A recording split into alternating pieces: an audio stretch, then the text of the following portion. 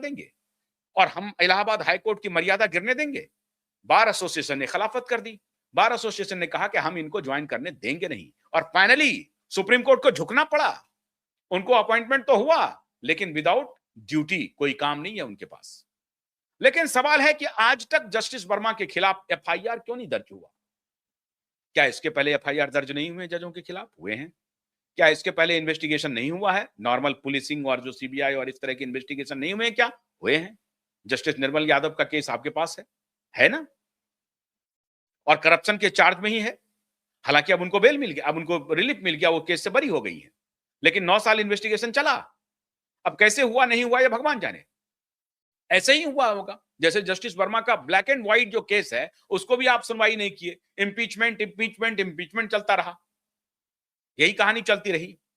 ऐसी परिस्थिति में जस्टिस सीजीआई सूर्यकांत का यह कहना, आपको जजों को प्रोएक्टिव होना है, जजों को डीले की टैक्टिक्स नहीं खेलनी है, जजों को वकीलों के साथ दुर्व्यवहार नहीं करना है। जज जो हैं वो कस्टोडियन हैं न्याय का। At the moment you are custodian of justice, it means you are custodian of democracy. There is a very thin line between both. Very thin line. जहां न्याय है वहीं जनतंत्र प्रिवेल कर रहा है। अगर न्याय नहीं है, न्याय का मतलब हुआ कि न्याय का मतलब है कि समानता की फिलॉसफी को वो देश और समाज बिलीव करता है कि कोई भी न्याय के सामने फेवरेबल नहीं है और कोई भी न्याय के सामने अनफेवरेबल नहीं है। ऐसा न्याय नहीं करता है। न्याय न्याय करता है, सत्य को किसको सामने रख करके न्याय करता है।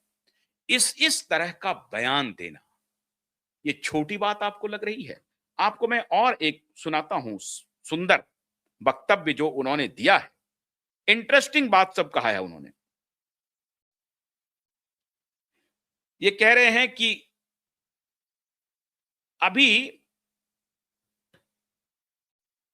लोग वहां चर्चा कर रहे हैं कि क्यूबाइब का जो है, क्यूबाइब का भी रेफरेंस आ रहा है हमारे नेटवर्क का। मैं बहुत आभारी हूं सीजीआई सूर्यकांत के प्रति, अगर लोग ऐसा रेफरेंस निकाल रहे हैं तो, अगर लोग निकाल रहे हैं तो।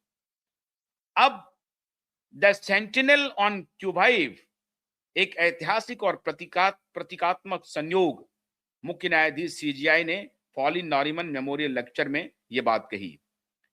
क्यूबाइब article 226 as the guardian of access to justice विषय पर व्याख्यान दिया। उन्होंने कहा कि संविधान का अनुच्छेद 226 हाईकोर्ट और नागरिकों के मौलिक अधिकारों की रक्षा के लिए रिट और निर्देश जारी करने की व्यापक शक्ति देता है, जिससे हाईकोर्ट संविधान का सतर्क प्रहरी सेंटिनल बन जाता है।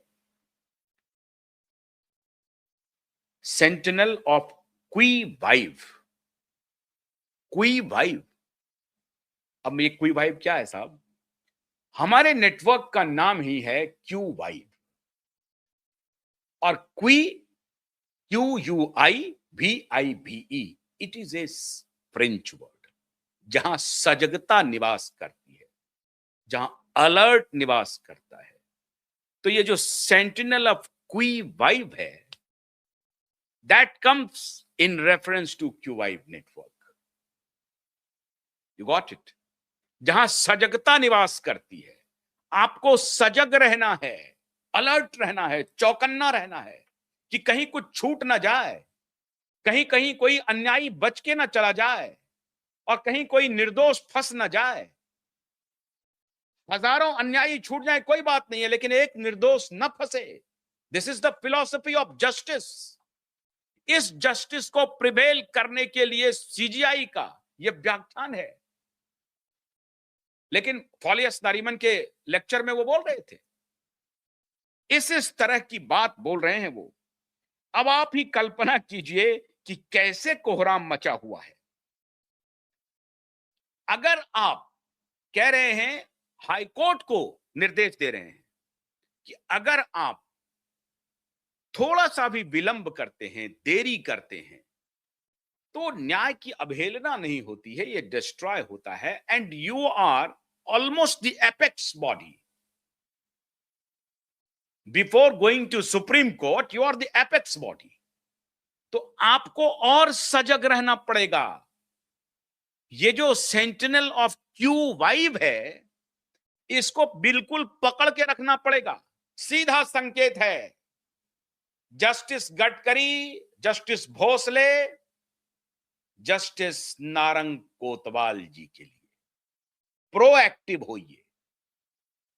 पुलिस अधिकारी के रेफरेंस में, जांच एजेंसी के रेफरेंस में कह रहे हैं कि आप अपनी मर्यादा को लांघिए मत, ड्यूटीफुल रहिए।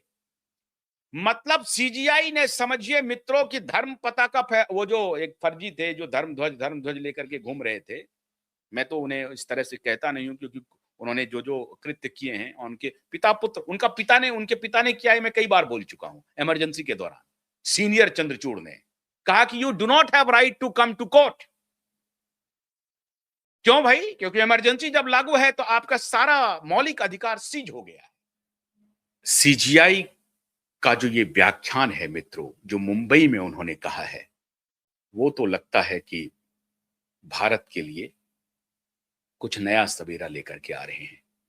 सीजीआई सूर्यकांत को बहुत बहुत हमारी शुभकामनाएं, देशवासियों की शुभकामनाएं। और इस व्याख्यान के बाद सीधा तो संकेत जा रहा है दिशा सुशांत केस में, वो भी मुंबई के लिए बहुत महत्वपूर्ण है।